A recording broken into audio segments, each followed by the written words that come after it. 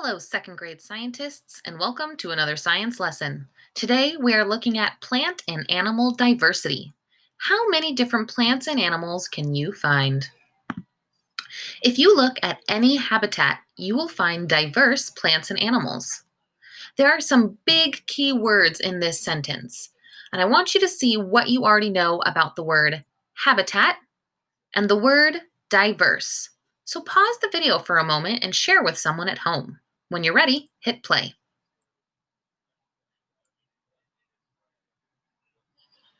Were you able to share some things you already knew about what a habitat is or what diverse means? We're going to look at the word habitat in just a minute, but diverse means lots of different kinds. So, if you look at any habitat, you will find lots of different kinds of plants and animals. So, what is a habitat? What did you already know about the word habitat?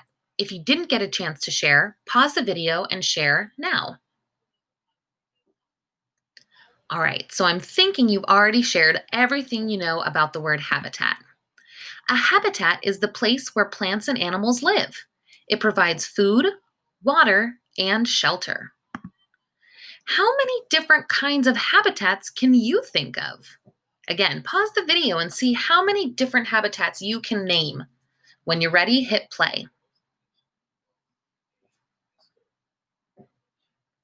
All right, you're back, which means you're ready to talk about different kinds of habitats. There are many different kinds of habitats around the world. Some examples include deserts, grasslands, rainforests, mountains, oceans, forests, the Arctic, and so many more. This is just a small number of the many types of habitats you can find on this planet. Were you able to think of any of these? Did you find any different ones that you remembered? Excellent. I can't wait to hear about them. Habitats don't have to be big spaces, though. They can be really little spaces, too.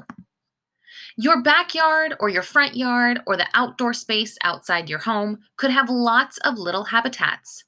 What do you think might be little habitats outside your own home? Pause the video and think if you can think of any. Did you think of some? What did you think of? Maybe you thought of some of these. Some examples of different little habitats you could find in your backyard or front yard or down the street include cracks in the pavement, in the bare soil or grass of your backyard or front yard or the sidewalk, beneath and between the big plants, under leaf litter. If you have a big tree in your backyard or front yard and the leaves fall off, it creates leaf litter, which is just leaves on the ground, but lots of different plants and animals love to live underneath it. Or maybe in a flower garden if you have one, a vegetable garden, succulent garden, any kind of space you have in your backyard, front yard, or outdoors could be a little habitat. So today, we're going to go observing. You're going to do a field study. Using your backyard, front yard, or any outdoor space, you're going to check out the diversity of plants and animals you find. And remember that the diversity means the different kinds of plants and animals you might find there. Here's what you're going to need for your field study. You're going to head outside to do some observing. In order to do that, here's what you should gather. There's a worksheet you can print off our website called Who Lives Here? You might want a clipboard since you're heading outside and need a hard surface to write on. You're also going to need a pencil so that you can jot down your observations. And if you have one, you can always bring a hand lens or a magnifying glass to look up close at your little habitats.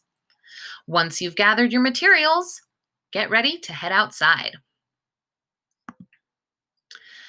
When you're ready, take your pencil, your clipboard, your worksheet, and your hand lens and answer the questions on your worksheet. You can also take down any observations you make while you're doing some observing of outdoor habitats. Use your hand lens to look closely at plants and animals you find. Don't forget to jot down what you see and do your best to answer those questions. Have fun, second grade scientists, and I can't wait to hear about all of your observations in your own little backyard habitats. Have fun!